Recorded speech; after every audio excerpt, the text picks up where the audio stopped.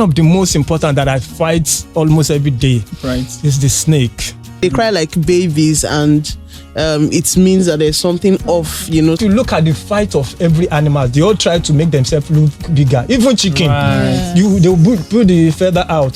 So the first thing is for you to look bigger than you are. Then if it's moving close, you shout at the top of your lungs. Some people have lived with snakes for 10 years.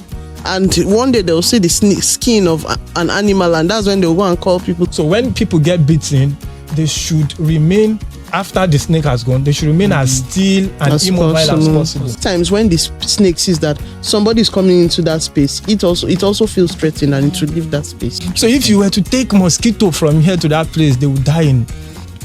So that's why they are very particular. If you are traveling to all these countries I mentioned, the way you will be screened for malaria, it will be way worse than HIV.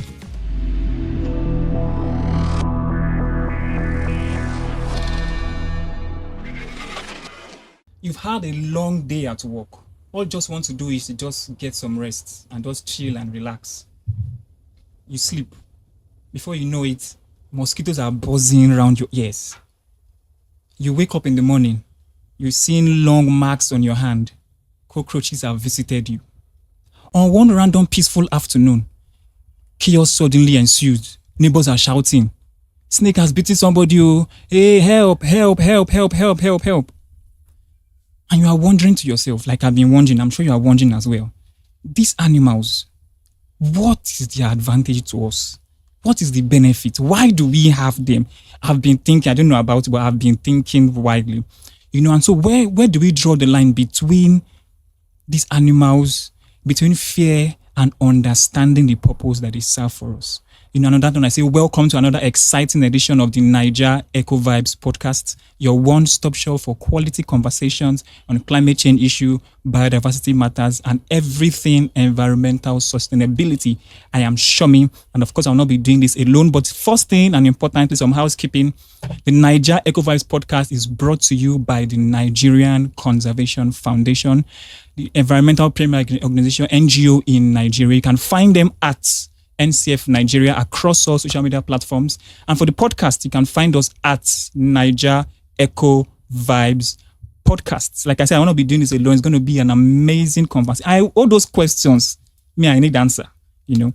So I've got the ever delectable one with me. Olamide, how are you doing today? I'm doing good. It's the voice for me. Hey, God, when?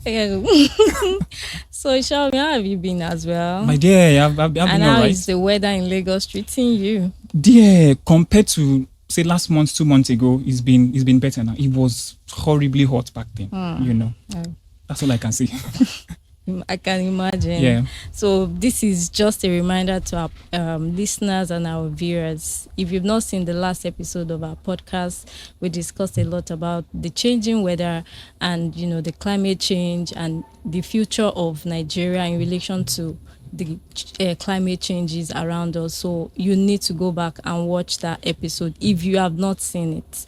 And moving on to the topic of today. Yes. I'm interested. We really need to, you know, get those questions answered. Right. And to, you know, further put a bit of context to today's conversation. Right. Data from the World Health Organization show that about 200,000 Nigerians die from malaria every year, which accounts to about 31% of world's malaria deaths. Are you serious? I'm telling you. And also, approximately 2,000 Nigerians die from snake bites annually. Okay. And about 43,000 cases are reported on yearly basis. And this boils down to, what you are really concerned, what a lot of Nigerians are also concerned about.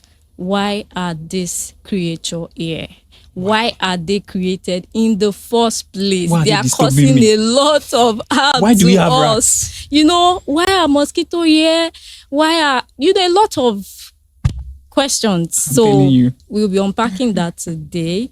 And as we also move into the month of May, which puts a kind of reminder to a lot of people, a lot of us, about the importance of biodiversity. True. two global moments that are being commemorated, like World Migratory Bird Day, Right. World Biodiversity Day, and also the Endangered Species Day, it is very, very important to tackle this topic so that we Right. will know where we are going. All these whether animals we wey want you to see. eradicate them or we want to leave them. We are going to, find answers to all those questions Right. today. And joining us on this episode of the Drum roll. podcast are two incredible voices, and we are really privileged to have them in our midst today. First of all, when you hear, I don't want to. Let me Drop just. something. We have Are Mustafa Gbolahan, popularly known as Arojinle, in our midst this morning. You're welcome to the podcast. Thank you so much for having me. It's a pleasure being here, and you are doing an amazing job, and it's really a big privilege for me to be involved in this. Thank you very much. You're Awesome. welcome. Thank you for joining us. Also, we have our very own. She's, not new to us, but she's, this is the first time we'll be having her on our Naija Eco Vibes Podcast, Yeah. and we are so glad that she's joining us today. We have Dr. Stella Egbe, the Biodiversity Pillar Lead for the Nigerian Conservation Foundation. Doctor, you're welcome. Thank you, and thank you for having me on the Naija Eco Vibes. Yeah, you're welcome. Welcome, Doctor. Yeah, so before we get to the crux of the matter, Right. I would like to ask our guest, Dr. Stella Arojinle, how did you get into this, what you're doing today? Where did the love for wildlife, nature, where did it emanate from? How did you get into this field, into this space? I don't know. Anybody can go first. So, I'm still sort of in-house, so let's allow. okay, so Arojinle, let's have you. Okay, and I think it was accidental. I've always loved nature without knowing that I actually did. So there's this magazine, Awake.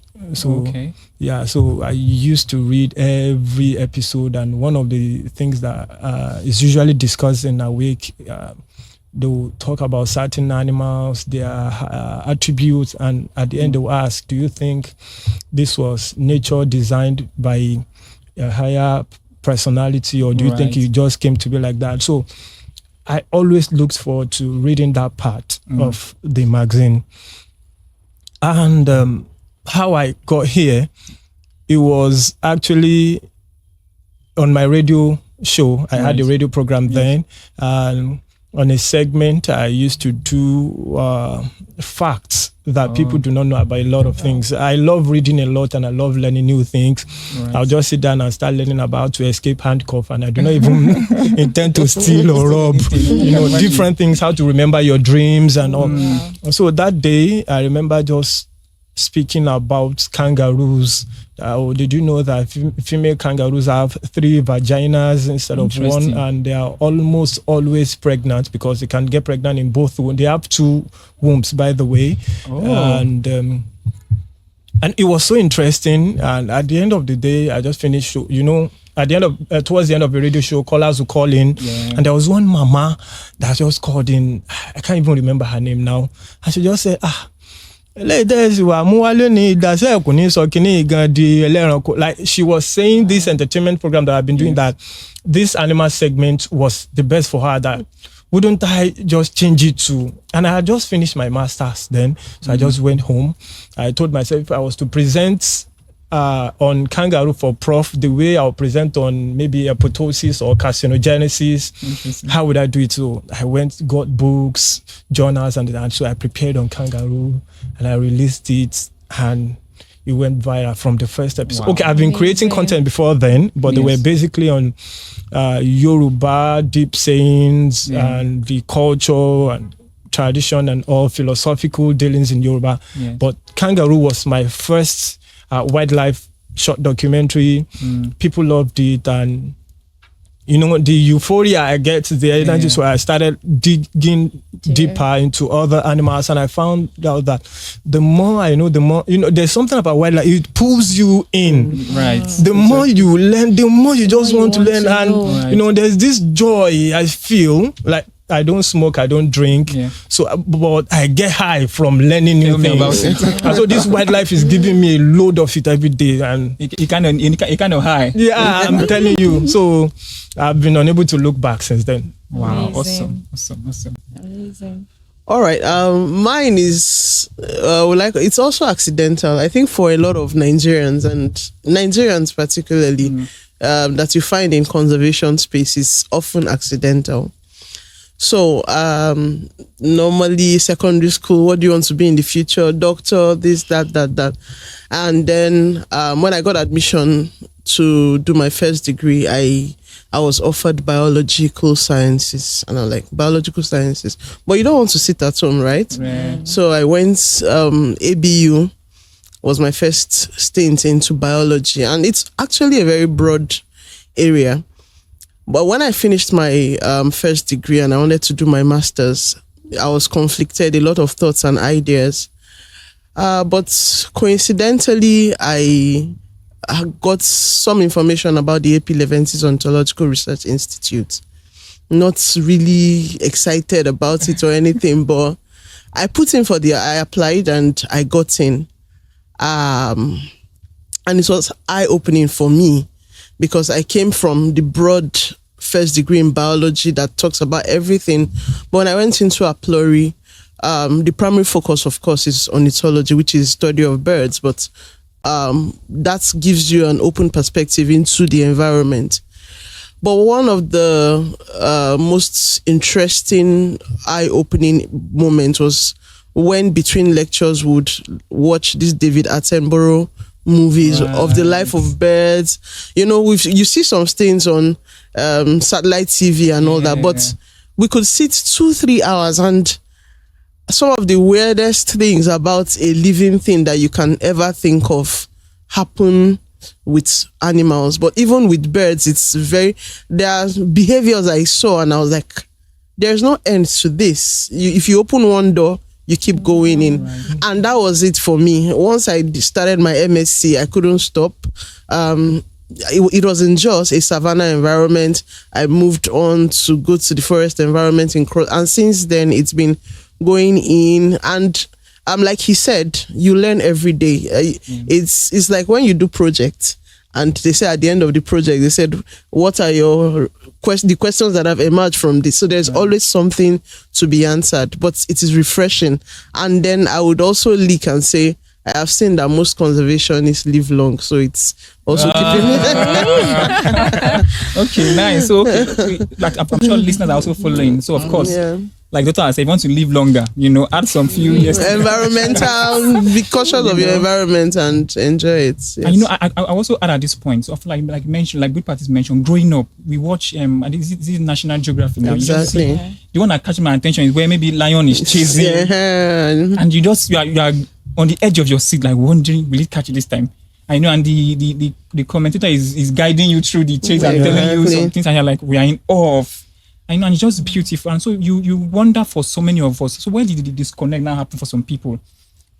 So for some other people, it just feels like just observing animals, or that documentary is where it stops. Sometimes I also see where sometimes I see some conversation online where I originally speaking to some people are like, wow, okay, they never knew this thing, or I didn't know about this thing, and this thing is going like this. And so it just shows that there's so much, like you said, that we can learn nature is about. It's vast. So it just crossed my mind. Are there random myths or weird sayings that people have wrong about animals per se that you feel like this is a good place? Let's correct this notion now. Okay, let me start with a few. I know that growing up, at least let's start with those things that we're conversant with in our environment. So people will say if a cat cries, they cry like babies, and it means that there's something off, something. Then there's the one for owls. Thank you. I was going to get that one because anybody don't say if you hear this at the back of the house, so something awful is going to happen, and that one has transitioned for me. Okay. Yeah, so because maybe years back that I've heard few times the sound of owl, I'm like, what exactly is going on? Evil, but in the last 2 years, I think sometime last year, behind my house there's a story building, and someone went out and they saw an owl and I was like, give me my camera, put this on night mode and let's take a picture, So that's that transition. But I think there are a lot of myths out there that you need facts, you need to correct them. And these are the kind of conversations that correct those kinds of myths. Let me start with birds, like she started. There's this bird called pied crow. Okay. We call it kono in Yoruba.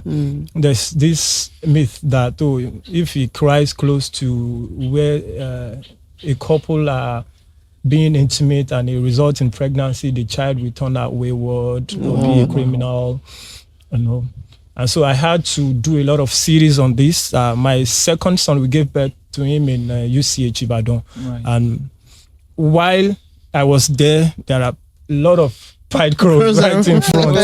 So I had to film them and see, I'm giving birth to my son here, and here are pied crows. And so nothing like that. Also on pied crow, a lot, I think up to 90% plus of Yoruba people believe that they don't lay eggs. That they will just go and be on the egg of other birds. And so it will now result in a pied crow, but that did not happen. I guess one of the things that happen, there are cuckoos, all these birds that lay into the nest of other birds. Yes. So we call them parasitic breeders. So it's possible that a cuckoo laid an egg in the nest of a pied crow. So when the pied crow was coming, the cuckoo had to quickly, because what they do is they target when the owner of the nest is out, quickly remove one. Each bird species has a cuckoo species that will lay into its nest, so that the egg of that cuckoo will look like that of the bird of owning the nest. So it's possible that when the pied crow was coming, one of our elders or the hunters then saw that they saw a cuckoo leaving the nest and a pied crow coming on, and they say, pied crows don't lay eggs. They only incubate the egg of other. So I spoke on that a lot, and one of the most important that I fight almost every day is the snake. Thank you. We are going to get there. That one is a major. Okay. So because I've gotten named Snake Man and like that because of it. And the snake one is so interesting for me because when I was young, I hated snake. Like they call me to other people's house when they see snake. I don't let it go. Once I see a snake, even if there are days I'll enter there to gutter just to make sure that snake does not escape. But look at me now, protecting snakes. I think you even have one pet. Yes, I have that python. People call me when a snake has issue. Like there was a man, he was riding his bike, he stepped on a ball python in Shaki, and he saw that it was a ball python. And remember, they call me Oluko, they call me teacher. That our Oluko told us not to be killing ball python, and he carried the ball python. He called me. We drove 4 hours to bring it to me in Ibadan. Took the snake to University of Ibadan Veterinary Teaching Hospital, had Professor Adebowale and Professor Eyarefe attending to it. We tried our best. The snake died in the air because the wound was really, really large. But then it sparked a lot of reactions and comments on this. People believe that ball pythons are very dangerous, and they are not dangerous at all. We can have a ball python here and we won't have to worry a thing till the end of. It's the one I keep. That's why most of these movies, Nollywood and these things, is ball python they use. Not only are they non-venomous, they are extremely gentle and shy. And I think the disconnect, you said something at the beginning that when did the disconnect happen? Yeah. I think it happened when there's a lot of gap between what we know now and what our elders who really observed them know. A lot of these things have been corrupted. Right. The Yorubas will say, "Mana is shiju when it's your mo." That a ball python does not even look up at its capturer. It means they knew how gentle and shy it was. And they will tell you the distinction between the non-venomous and the venomous. They will say, mana lologun legbe, ologun to ba gbe paramole yo kan yo no. That it is only, if someone is claiming they have juju against snake, it is only with ball python. Right. If they try it with puff adder, they'll be in serious trouble. So it means even our elders today, they observed. Yes, and that's why you see that I keep doing my thing in Yoruba language. If it's a video, because sometimes if you want to drive a change, you need to drive it using the language that people understand, and then making them even know that our elders, this was their stand. Some people just came and changed it. You would think that it's only the white people that have conservation mind. No. Our forebears had it. Right. When you're watching a Nollywood movie, a Yoruba movie, and they say, oh, Losi Igboro, they would interpret it as evil forest. But it's not evil forest, it's conserved forest. Right. So there's Igbo Ejao, there's Igbo Oba, there's Igboro. These are conserved forests. So that, why they do that then is so that an average person will not be able to go there. But if there's a certain plant or an animal they needed for anything, it is only the initiates that they know they are certain they will get it from this conserved forest. And because it is maybe only once in 10 years that they will need it, those animals will be able to procreate. And they say, this one is even like a curse. Exactly. In Yoruba land. That if That's you kill a vulture, you will not last the year. Really? Yes, it's a normal everyday Yoruba proverb. Right. So our elders have seen that, these vultures, they are good for the environment and their breeding rate is very slow. So they put out words to conserve them. Yeah. So these are some of the myths I keep working on. And some of them, once I see that we have sayings backing my current stance, I quickly use it and it makes the work easier.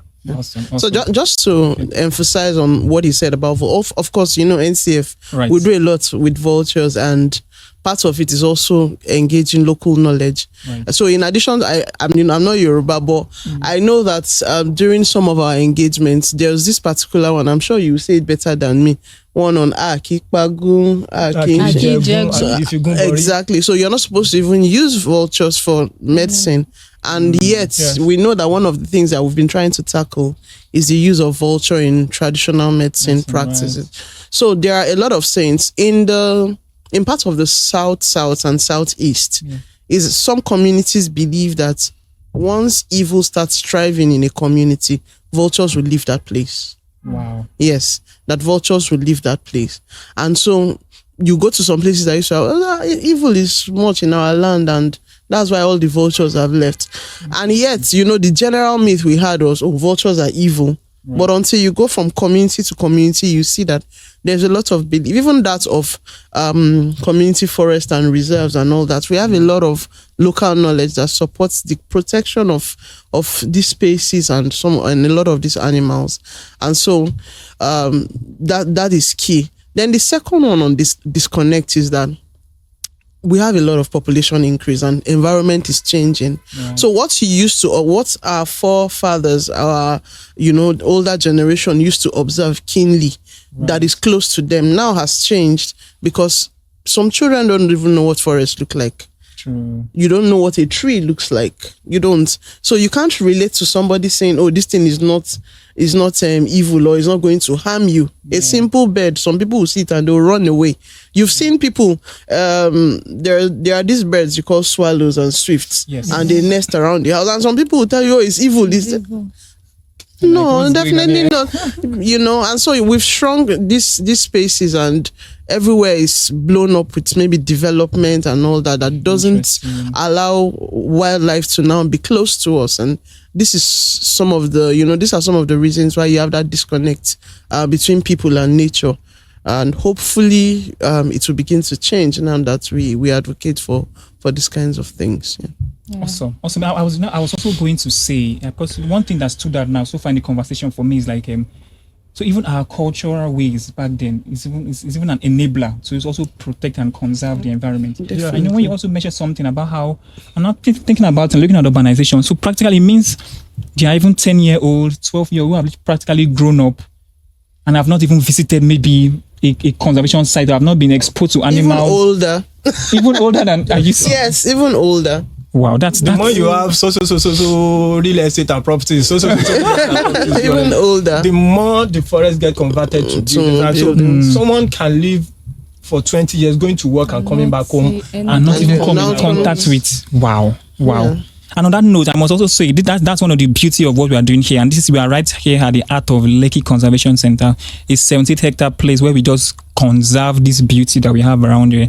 You know, like I'm saying, so if you have a 10-year-old or a 12-year-old, or even somebody older and has not even experienced something, like maybe all their life they've grown up in a concrete jungle. Exactly. So we are inviting you to come around to Lake Conservation and experience this serene environment and at least have that educational awareness about some of these issues. Yeah. So Olamide, we also want to take us on, because I'm keen, I'm interested. We've done some background checks and all, but some of these animals, why do you want to touch on some of these questions and why we have some of these animals in the first place? Before we go there, Right, I just want to ask you, how many Yoruba proverbs have you learnt on this? I'm telling you, as in, Because my I daughters pick are like full. deep ones, so not just the.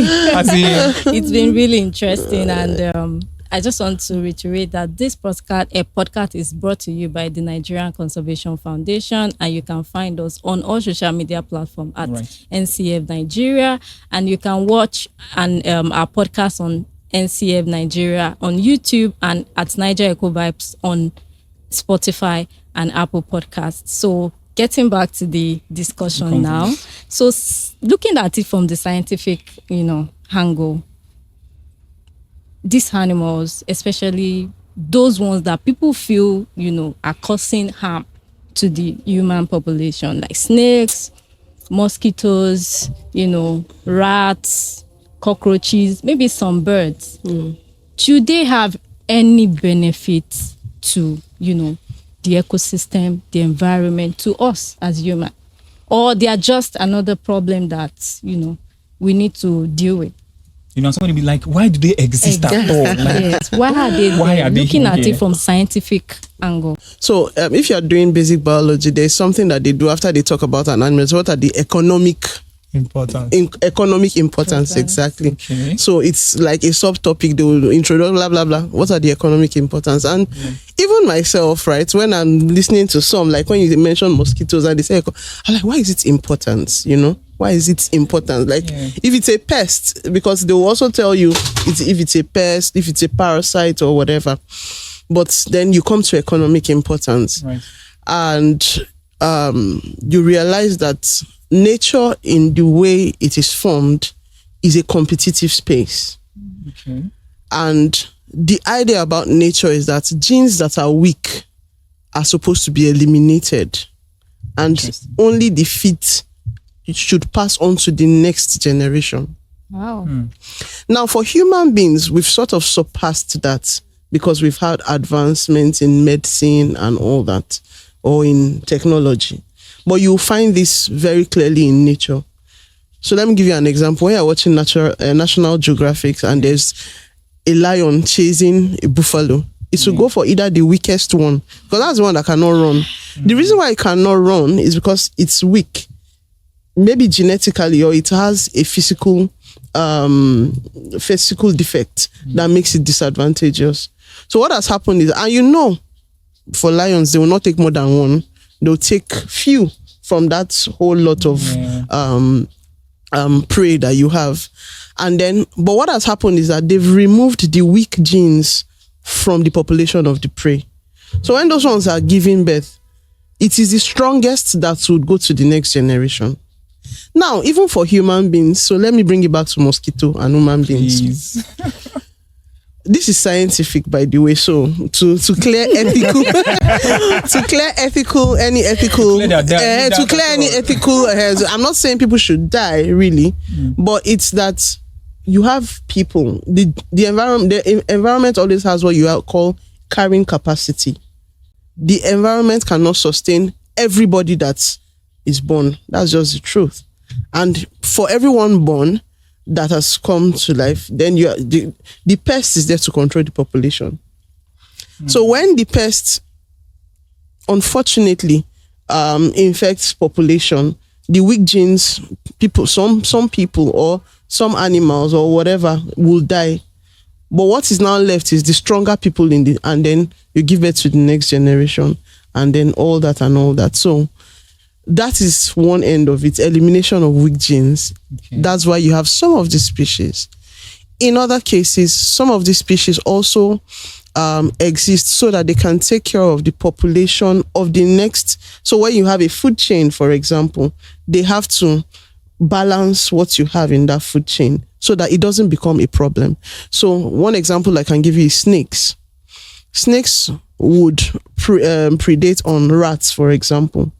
If you remove the snakes and other species that are supposed to control the population of rats in an environment, the population of rats will soar. That becomes a problem in itself. Do you understand? That becomes a problem in itself because there's nothing controlling the population of that rats.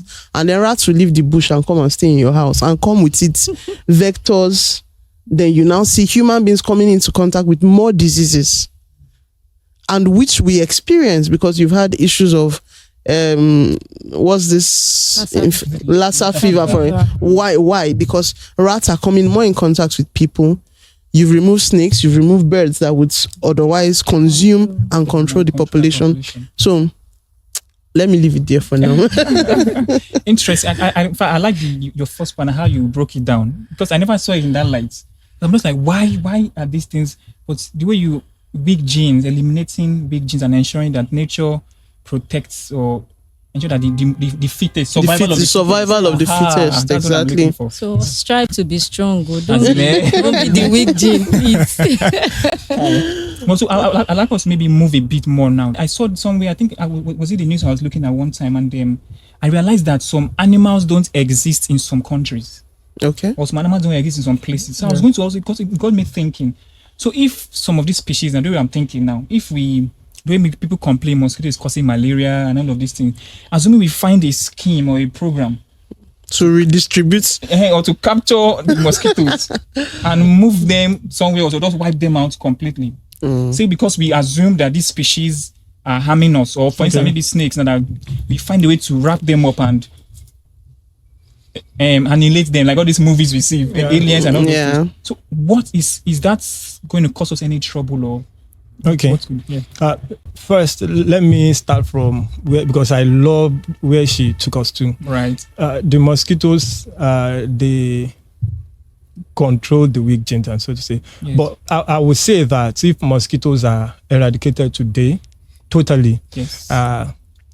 From my own perspective now, I don't think we'll be in any much trouble because there's really no species really depending on them, that there are other insects that can really fill that role for the mosquitoes. But then, like she said, it is because humans we are emotional.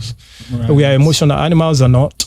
So if you are weak, you die. The strong gene get passed on, and so they serve that role. And that's why you see that we have a lot of AS and SS here. Okay, so it applies to us directly like that. It's because with the S gene, the shape of the hemoglobin is not really good enough for the malaria vector. So that's why a lot of AS and SS have survived here. If you go to probably Europe or the US, you will see that the rate of AA to this AS is 99.99999. You will hardly find an AS or SS there. So if you were to take mosquito from here to that place, they would die in. So that's why they are very particular. If you are traveling to all these countries I mentioned, the way you will be screened for malaria, it will be way worse than HIV. Because, for thousands of years, we have evolved and co-evolved to manage them.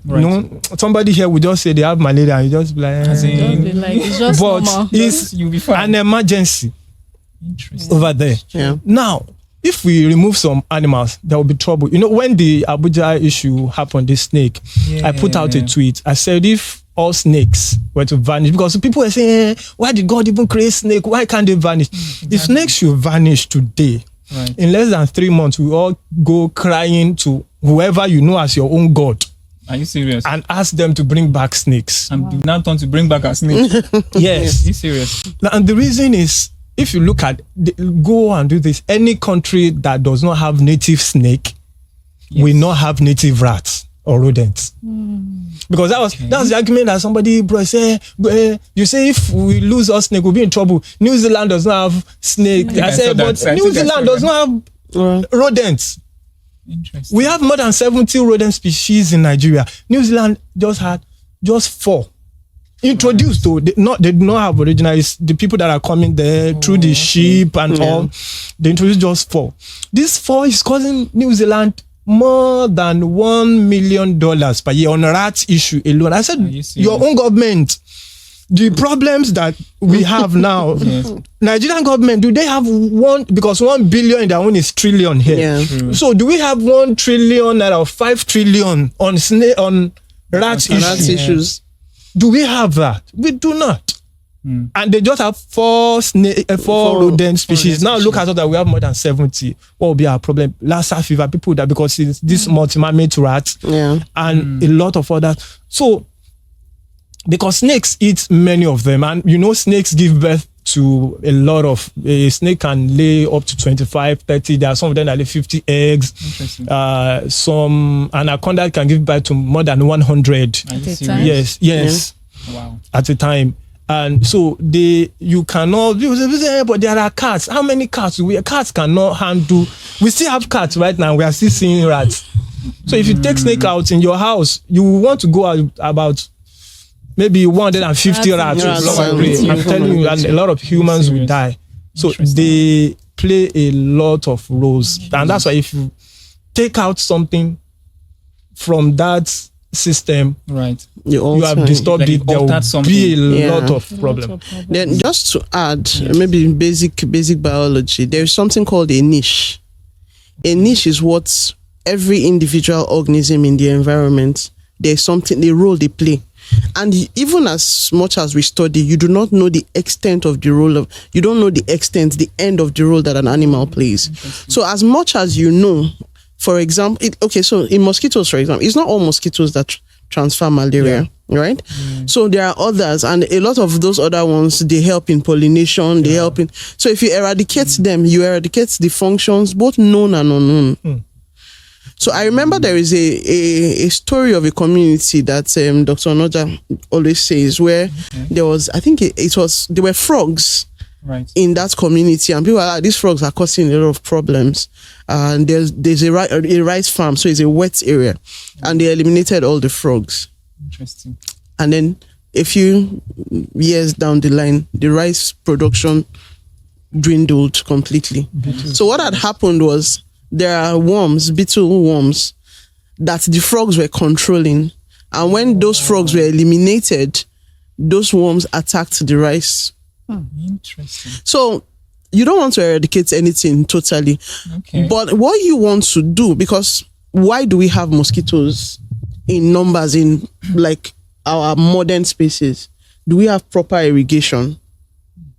Do you understand? Because even mosquito prevalence is not the same thing across Nigeria. You go to some areas and it is more than in other areas. So again, human factor plays a very major role. So, and that's why when you go to the hospital, they'll give you mosquito treated nets and all that. So there's a whole lot. It's not the mosquito that is the only problem. What are we doing to contain? Allow it, just control it, within your environment, So that's just interesting. Our conversation has been so insightful, and there's a lot of things I'm learning and I'm picking up. So I was also going to say, because I've picked a lot of things. I'm learning on the go. How nature is designed to be competitive. How all these species that I have my special agenda to let's move them away. But so now I'm thinking, so where do we find that balance? So of course, because in as much as they play this role, we still have some issues that we assume that they cause. So in terms of human safety and conservation, so where do we find that balance? I think the balance will come from we humans. Right. We are the most intelligent animal species currently, and I think the universe is for us to protect. The earth. Right. The earth is for us to protect, and because of that, we will need to look at controlling rather than eradicating. The population of this animal is too much. What do? We find ways of reducing it instead of eradicating. Then another way is we need to learn to coexist. I think the main issue is we think because we have problem with this, and it's really transcending to how we treat ourselves as humans too. Because maybe you are angry, someone hit your car, Go, You come down, shoot them, you kill them. Do you know who I am? Yeah, Do you exactly. understand? So we need to learn to coexist. This animal is giving us problem. What can we do to mitigate the problem? What can we do to see that this animal exists without us giving? Because most of the time we are the one going to meet them at their own habitat. Right. You are the one that heard that the land is cheap. so forest. Okay. Yeah. You went there, you bought acres. Aha. You know, and you know there are a lot of them in my DMs. I'll deal we are seeing snakes every day. Where is your house? So, you will keep seeing snakes. Jungle. You are in the snakes environment. You are the one that went to meet the snake. Do you understand? Right. So we humans need to be conscious when we are planning our staying, our offices and this thing. She mentioned irrigation and all. So if humans plan actually properly, most of the problems you are seeing is because of human failure. Not a fault of these animals. If humans plan properly, then we'll have less problem to deal with. So just some examples to buttress his point. So in the course of like the vulture work that we do, you get to do comparisons, and it is not just in Nigeria that you have vultures dwindling. There are other reasons why they dwindle. But one area, like in India, when vultures were eliminated, the prevalence of rabies went up. And that's because vultures will consume carcasses of infected dogs. Right. And when they started to dwindle, the prevalence of rabies increased, and this affected humans. So imagine that, somebody just looks and say these things are dirty, and you want to just eliminate them. Right. And then, so what do you think will happen to the environment? And so it is not in all cases that we have to do this mechanical eradication. There are organisms that have been created at different levels of the trophic or food chain, that their role is to control the population of the next, the animal. Okay. You understand? It's a stepwise. It's food chain. Exactly. Okay. So the people that have really, really collapsed that chain is human beings. So if a lion is in an environment and you have ungulates in that environment, a lion will take one or two. But when the human being comes, he will not take one or two, because the lion will just eat its own, it's full and it's rest. The human being will come and overdo these things. And what would have happened is the ungulates, those antelopes and all that, they are there to control population of grasses and all that. Because it's as delicate as some of these small things. And so when you eliminate that, then problems happen within the environment, and you have what can become an environmental collapse and all that. So in some cases, what we just need to do is ensure that every organism within the space coexists, and that control will be there biologically. And that's why some of the conservation efforts these days talk about ecosystem services and analyze these things in terms of cost. If we're going to eliminate rodents, for example, how much will it cost us? Like he said, for Nigeria, how much will it cost us? But if you have snakes doing that and you're not paying them free of charge, or you are removing carcasses from the environment, for example, and vultures are doing that free of charge. But to make it relatable, conservationists are now looking at putting monetary values on this thing, so that people will have a good idea of what the cost, what the environment is giving us for free. Let me quickly add to that. I grew up on a farm, and my grandfather had a lot of fruit farms. So when we climb, there are these small insects, they are weaver ants. We call them salama or talama in Yoruba. So when you climb the tree, they will sting you and bite you so hard. So we wanted to eliminate them.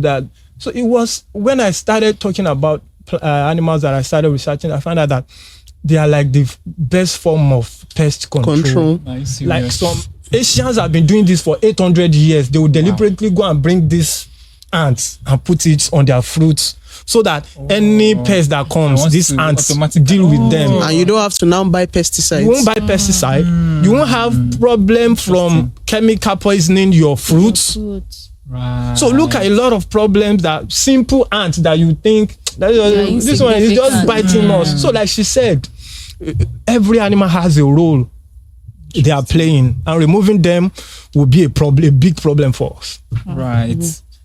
It's been an interesting one. I'm telling you, my jota is full. At the point we were delving into medicine because I was like, where are we still going? Okay, so let's bring it home. All right. You said these animals are important to us. But in a situation whereby I encounter a wildlife, I'm not talking about, maybe domestic animals now, maybe snakes, any kind of wildlife. What should people do? Maybe especially when it's a residential area. Okay. I encounter a snake. I see a snake in my house. What should I do? Okay. To start off with a joke, I hope that you're not the weak one in your generation. Can never be. No. Well, I think for the issue of snakes, I personally am still worried, not afraid. I've learned more, but one of the things that I'll point out is you'd hear a lot of people actually have snakes in their house and they don't know. Yeah. Yes. Really? So yes, some people have lived with snakes for 10 years. And one day they'll see the skin of an animal, and that's when they'll go and call people to come and it looks like there's a snake, and then maybe go into the ceiling and you see that they've been living there. So it means that they are not coming for you. Wow. That's the first thing. But there is something called animal behavior, where if an animal feels threatened, then it would react. I'll give you one example. A few years ago, we're doing a survey in Omo Forest Reserve. Right. And as I was just walking, of course, I don't see very well without my glasses. But I was about to step on something and I saw a pattern. And it was a skin. I was like, this is snake skin. And I called my colleague, Emmanuel. Yeah. Like, Emmanuel, let's take the skin and take it to the office so that we can identify which species it is. And then, so he now came. When he came, he stepped over. But he now saw the pattern and he moved back. And I was like, Stella, this is not snake skin. This is a snake. Are you serious? Before he finished that statement, I was off. How fast? How fast were you? I don't know, but I know. But it was actually a live snake. It was a Gabon viper. One of the most poisonous snakes. But it is very gentle and it's not aggressive. So it was just still. What would have been wrong was if we had stepped on it or something. So the first thing is, it is not there for you. So you might want to retreat and then try to see if you can chase the snake out of your environment and protect your space. Because yes, the reality is we also have to live and we also have to be cautious. It's not every time, just like I said, if I wasn't cautious and I stepped on that, maybe I'll not be here telling this story today. So yes, it's not for poisonous species. We are not going to coexist in the way that is friendly and pat in the back, but ensure to block all places, loopholes, and entry places of entrance that will get into your environment. But if you notice it, take a retreat so the species doesn't feel threatened, and you yourself would have time to open up the space and get the a snake, for example, out. For other people have come in contact with lions in wild spaces. Animal behavior, you don't look directly at them, you take a retreat, you step. So for different species, but again, within your environment, what is common and likely that you are likely going to encounter, like in NCF where we have our offices in the middle, just retreats. And most times when the snake sees that somebody is coming into that space, it also feels threatened and it will leave that space. So that's just mine. I know he's more professional and people are driving 4 hours to hand over snakes to him. So yeah, so starting with snake, I think I need to tell you that you were very lucky. If a Gabon viper bites I know. you have less than 2 hours. Yes, they call it Gobe Denisa in Hausa land. So interestingly, they call it Gobe Denisa, which means tomorrow is too far. Yeah. And in Igbo, I don't know how to pronounce. I can pronounce the Hausa because I speak Hausa. I don't speak Igbo, but I know it's Teka. I don't know.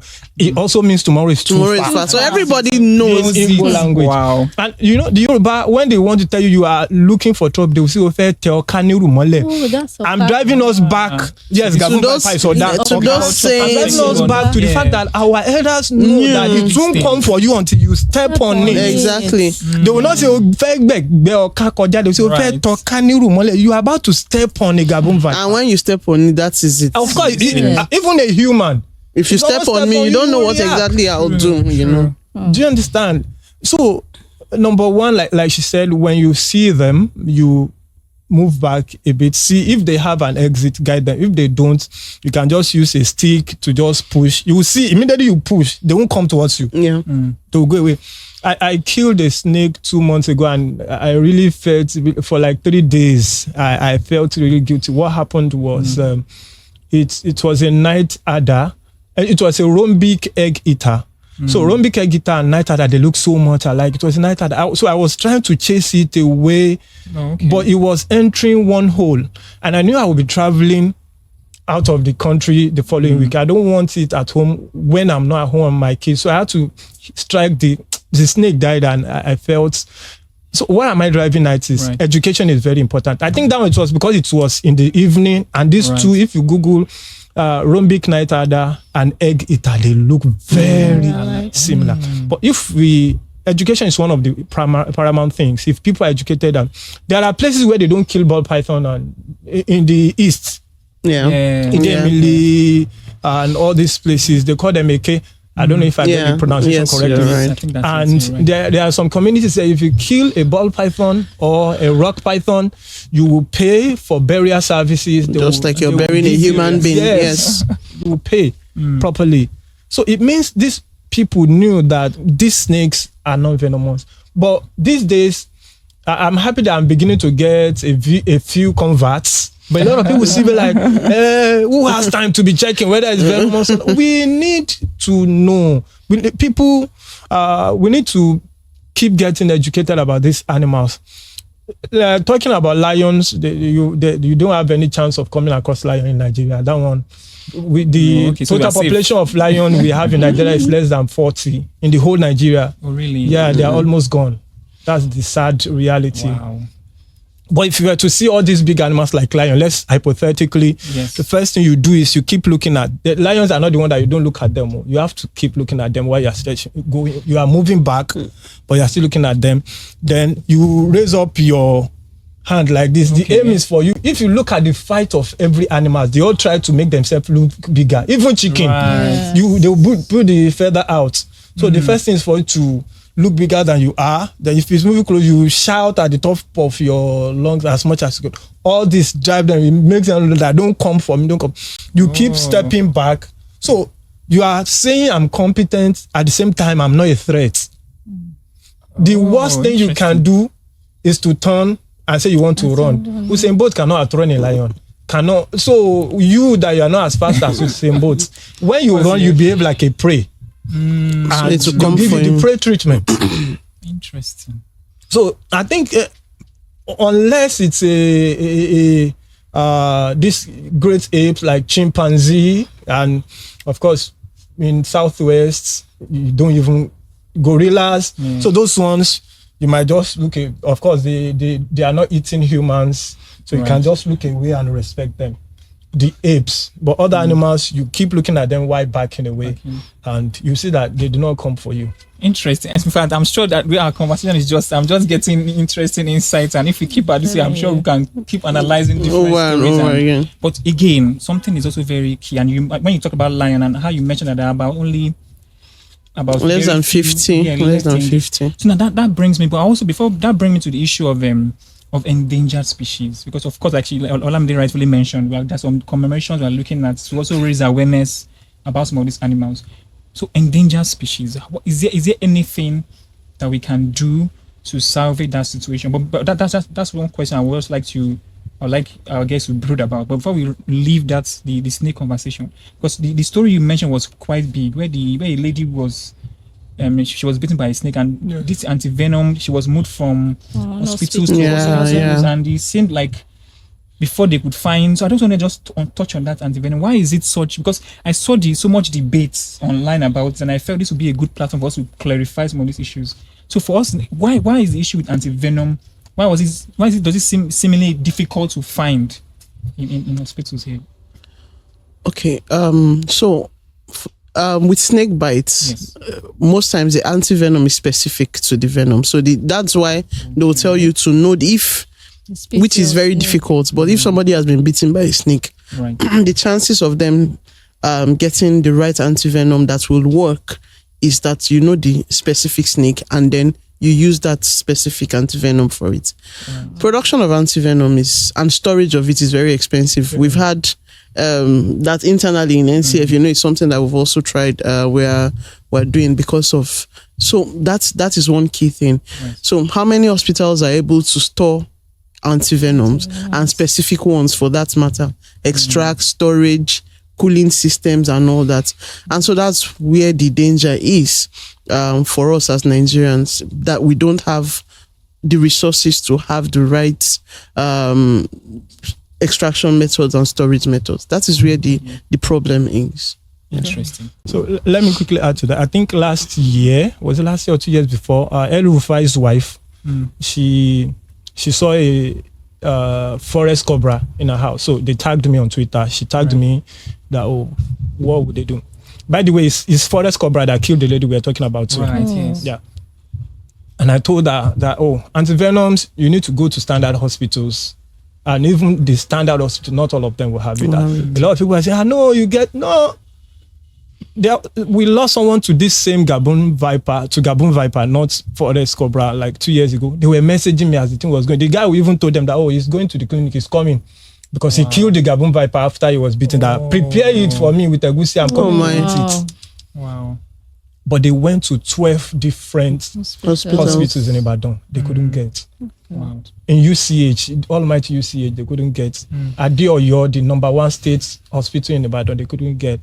It was at one pharmacy, I think Kuliara also, that they later got. So, like she said, because it's very expensive and light is another issue. It has to be stored at a particular temperature. So, a lot of people don't want to invest in something that can get spoiled easily and they won't be able to, because you have to look at the business aspect of it too. True. So when people get beaten, they should look for the best hospitals around them. They should not even touch all these small health center. Some people, they'll carry them to maternity facility, someone that's beaten by a snake. And one of the mistakes that lady made was driving herself. Remaining active. She remained active. She was beating the leg.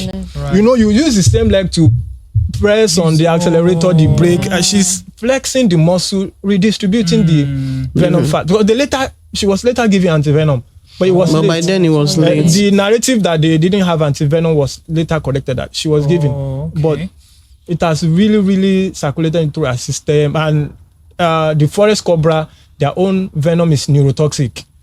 Straight, once it attacks the brain or the central nervous system, you are gone. Yeah. Wow. So when people get beaten, they should remain, after the snake has gone, they should remain as still and immobile as possible. Okay. Call people. In fact, they should carry that person. The person shouldn't even walk to the car. Don't flex that muscle at all. And they should not tie it. Because I think why do people by default just want to tie? It's because the things that we've been seeing. So that's another education. That's another education that is going around that you have to also, that has to be deconstructed, because generally what we use, even first aid, they'll say if you are bitten by a snake, tie that place up ahead of it to prevent it from going to. Well, if it is concentrated around that area, there's also problem around that area. Some people after the tie is now, they'll start limping, so you are flexing that muscle and making. So don't tie it, remain as immobile as possible. Let people come and help you to the nearest hospital where you can get treated. Awesome. I love how we touched on this and we elaborated on it, because it has been burning in my mind. I'm looking for an opportunity to elaborate and also create some form of awareness, because of course time is also not on our side. So as we are looking to close and wrap up, is there a way we can touch on endangered species as well? Because I've learned now, before, my agenda before to let's come and kill all the mosquitoes but I've learned that they all have a role that they play. So for species that are native to this place, that are also endangered, which means if we lose them, we lose the vital role that they play. So how do we protect and manage this? Okay, interesting question, and very vital for us as conservationists and even as NCF. What's the purpose of these days? The Endangered Species Days, the World Biodiversity Day, World Migratory Bird Day. It's to raise awareness. Those commemorations or celebration is to raise awareness about a lot of these species that if we do not act fast on, we're going to lose them and then lose all of these vital and interesting things that we've mentioned about them. So first, we need to continue to raise awareness about these species. What kind of environment do they need to be in? What is the major threat? Because what is threatening one species is different from what is threatening another. So we need to make priorities. We also need to begin to push and work with the relevant stakeholders, whether at community level. Is a species found in a protected area or in a community forest, then your strategy towards the protection of that species is going to be different. And then again, push for policy. We work with government a lot, and we need to continue to sustain that. And also to bridge the age gap. Right. I'm a youth. I'm a youth by in my mind. But of course, in terms of the description of the age of a youth, I'm no longer there. But I started conservation as a youth. And so we should not shy as youths away from the difficult work of conservation.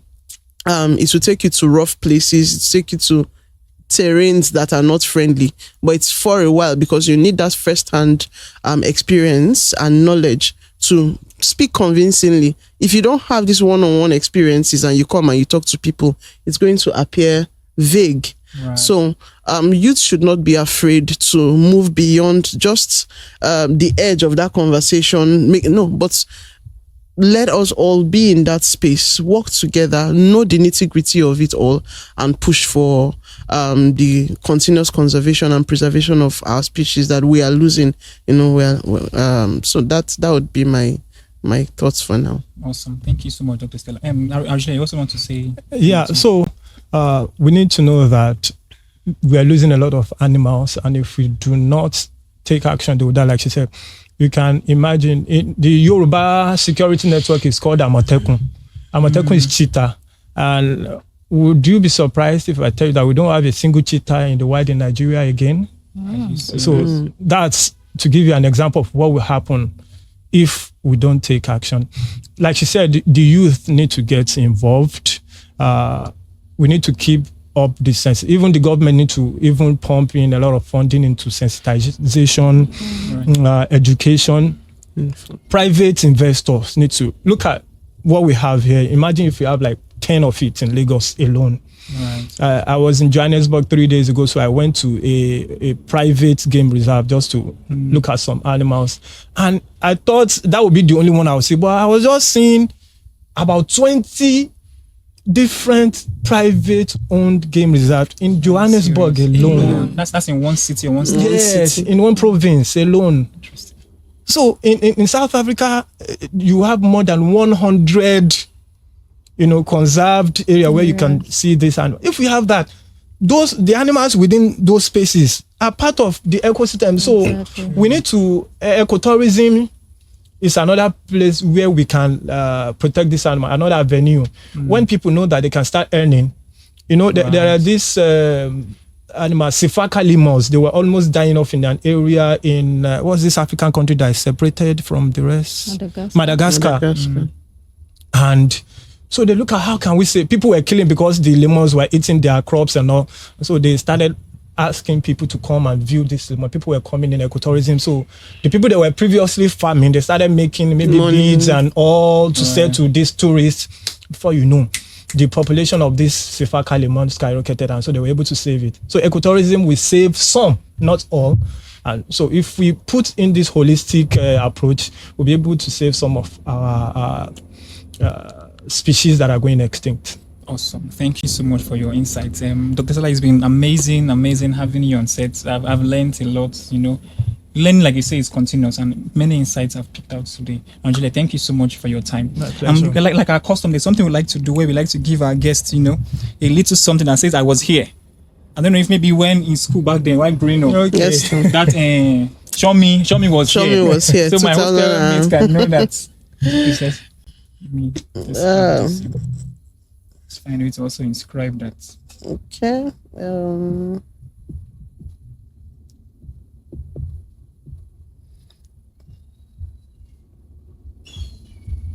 Show me your ink. Today is 10th.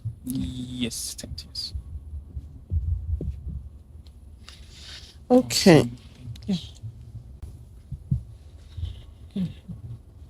This is it's fine. Okay.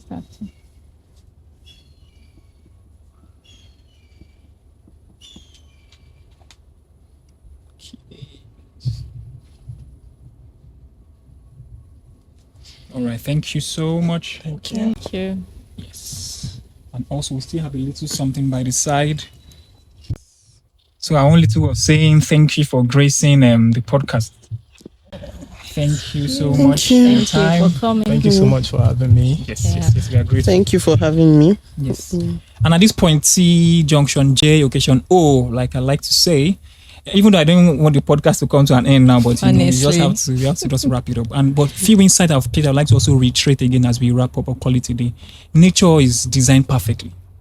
You know, nature is designed perfectly to take care of itself, and we human beings are in a way some of the greatest disruptors of what has been designed perfectly. So let's pick one or two things that we've learned today and be in sync with nature. You know, once again, you can find us at NCF Nigeria on all platforms, and the podcast dedicated handles are at Naija Eco Vibes Podcast. You know, till we come your way again next time, we're saying we are sustaining nature One vibe at a time. Peace.